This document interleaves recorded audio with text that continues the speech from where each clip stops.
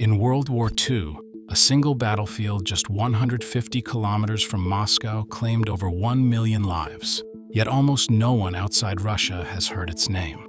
This was not Stalingrad or Kursk, it was Rzhev, a place so brutal it became known as the Meat Grinder. For 15 months, Soviet commanders fought desperately, convinced that breaking through here would win the war. But why was this bloodbath hidden by Soviet history? And what really happened in the forgotten battle that changed the fate of the Eastern Front? Just west of Moscow, the land bends into a vast, unnatural bulge, a salient pressed deep into Soviet territory. This was the Rzhev salient, a wedge of German-occupied ground stretching 150 kilometers from the Kremlin's walls. After the failed German drive on Moscow in late 1941, the front lines did not simply recede, they curved and hardened around Rzhev, forming a dagger aimed straight at the heart of the Soviet Union. The city of Rzhev, perched on the upper Volga, became the anchor point for this German stronghold. Behind its tangled forests and frozen rivers, Army Group Center dug in under the command of Gunther von Klug and later Walter Model, commanders known for their skill and tenacity.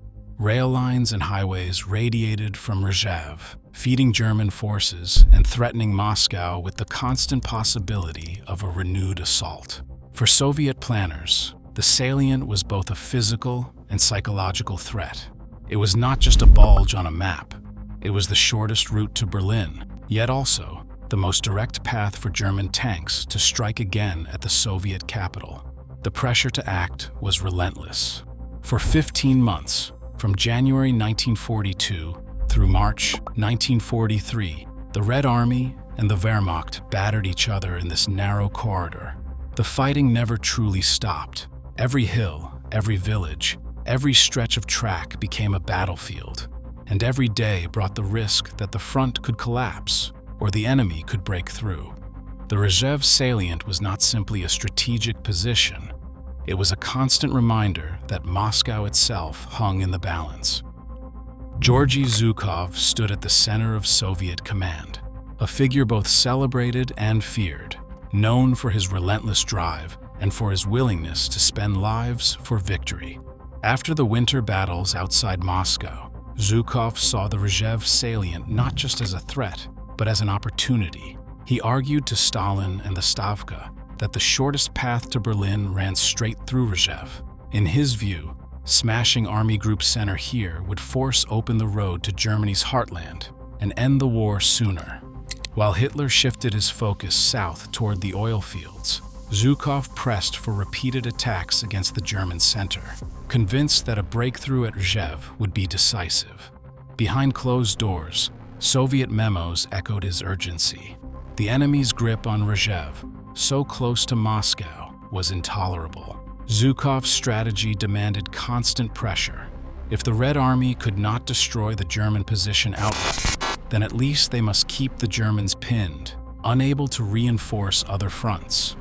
Every offensive, every assault order carried his signature and his personal reputation. Propaganda trumpeted each new attack as a step toward final victory, promising that the next push would break the stalemate. According to Zhukov himself, if we succeed in defeating German forces at Rzhev, the road to Berlin will be open for us. For him, the stakes were more than military. They were political and deeply personal. Failure was not an option he could afford. The coming offensives would test both his strategy and the limits of Soviet endurance. The first Soviet offensives against the Rzhev salient opened in January 1942, driven by the urgency to push the Germans away from Moscow. Rzhev was a dagger pointed at the capital. Red Army units crashed into the frozen forests and villages west of the Volga, forcing back German outposts and clawing ground from the edges of the salient. But every advance came at a staggering cost. German Ninth Army, now under the command of Walter Model, absorbed the initial shock and quickly adapted. Model was not a passive defender. He reorganized his battered divisions into a flexible, multi-layered defense. Mobile artillery groups shifted rapidly to threatened sectors. Trenches and bunkers ran in depth behind the front. and ski battalions patrolled the snowbound woods, striking at Soviet flanks and supply lines. By summer, the Soviets launched a second, far larger assault. The first Rzhev offensive in July and August 1942 battered Model's lines, nearly collapsing the German Ninth Army. In the chaos, Hitler rushed 8 divisions, including elite airborne units, north from reserves originally meant for the Southern Front. These reinforcements, meant for Stalingrad, instead became trapped in the meat grinder around Rzhev Meat Grinder. The terrain itself became an ally for the defenders. Rivers, marshes, and dense forests broke up Soviet attacks, funneling tanks into narrow kill zones. Model's staff relied on intercepted radio traffic and frontline scouts to anticipate Soviet movements, shifting reserves with rare speed. Terrain shaped the battle as much as men did. The price for every kilometer was measured in thousands of lives. Soviet losses soared, and the salient held. Yet these costly attacks had an unexpected effect. With so many German divisions pinned at Rzhev, the Wehrmacht's southern armies faced Stalingrad with fewer reserves. Even in failure, the bloodshed at Rzhev changed the balance of the Eastern Front. Thousands paid the price, and the fighting left scars that lasted long after the front moved on. In late autumn 1942, the Soviet High Command poured men and materiel into the forests and marshes west of Moscow. The buildup for Operation Mars dwarfed anything the Red Army had attempted before. More than 1,700 tanks, with some estimates putting the number closer to 2,300, stood ready to advance. Alongside them waited 1,100 aircraft and 10,000 artillery pieces, all concentrated in a narrow sector of the front. Generals Ivan Konev and Max Purkaev, both trusted by Stalin, would direct the twin thrusts designed to break the German Ninth Army and open the road to Smolensk. The plan called for a massive pincer movement. Konev's forces would strike from the north, Purkaev's from the south, aiming to encircle tens of thousands of German troops. The scale of the operation was massive. Mars received even more tanks and guns than the famous attack at Stalingrad. Soviet staff officers debated the risks, but the pressure to deliver a decisive blow was overwhelming. The Red Army's best divisions, including fresh mechanized corps and volunteer rifle units, assembled in the forests, hidden by camouflage nets and strict radio silence. But the Germans were not blind. Through a combination of intercepted Soviet transmissions and information passed by a spy known to the Germans as Max, Army Group Center's staff pieced together the outlines of the coming assault. Walter Model, already renowned for his defensive skill, responded with a flurry of countermeasures. He ordered the construction of double lines of bunkers and trenches, reinforced likely attack corridors, and shifted panzer divisions into reserve behind the front. Every likely avenue of Soviet advance was mapped, mined, and covered by overlapping fields of fire. By late November, the stage was set, 2 armies poised to strike, while their adversaries waited, forewarned and ready, behind some of the strongest defenses on the Eastern Front.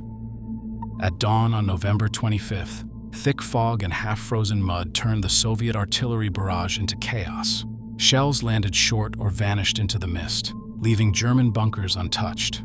Penal battalions, Strafbats, were ordered forward first, men with shaved heads and no illusions, driven into the open as expendable shock troops. German machine guns waited in silence, then erupted as the main Soviet infantry advanced, cutting down wave after wave of attackers. In the north, a cavalry regiment was sent against a railway line. Horses and sabers met the steel of an armored train. Almost none returned. In the confusion, Major General Pavel Solomon's 1st Mechanized Corps and the 6th Stalin Volunteer Rifle Corps pushed too deep and found themselves surrounded near Belai. For days, Solomon's pocket held out under constant fire, radios crackling with desperate calls for food and ammunition. No help came. Trapped in the snow, his men faced hunger, frostbite, and the certainty that no relief would break through. Soviet losses during Operation Mars soared past 200,000 men, with some estimates reaching 300,000, and more than 1,500 tanks destroyed or abandoned. In the aftermath, official bulletins and army newspapers described the fighting near Olenino as a triumph, though German records and Soviet operational maps confirmed the town remained in enemy hands until March 1943. To reinforce the illusion of victory, Zhukov visited the 39th Army and handed out engraved watches to selected commanders, commending them for an achievement that had not occurred. As the winter dragged on, German forces prepared their own exit. In March 1943, under the codename Operation Buffalo, Model orchestrated a phased withdrawal from the salient, freeing 8 divisions and inflicting heavy casualties on pursuing Soviet troops. The true scale of the defeat was carefully buried beneath layers of official praise and silence.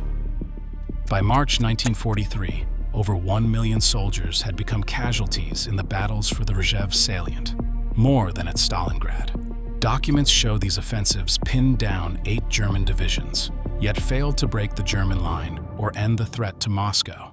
Official Soviet histories for decades omitted Operation Mars, calling it a diversion, while primary records reveal it was intended as a decisive blow. The human cost was hidden to protect reputations, leaving families without answers and the truth buried in archives.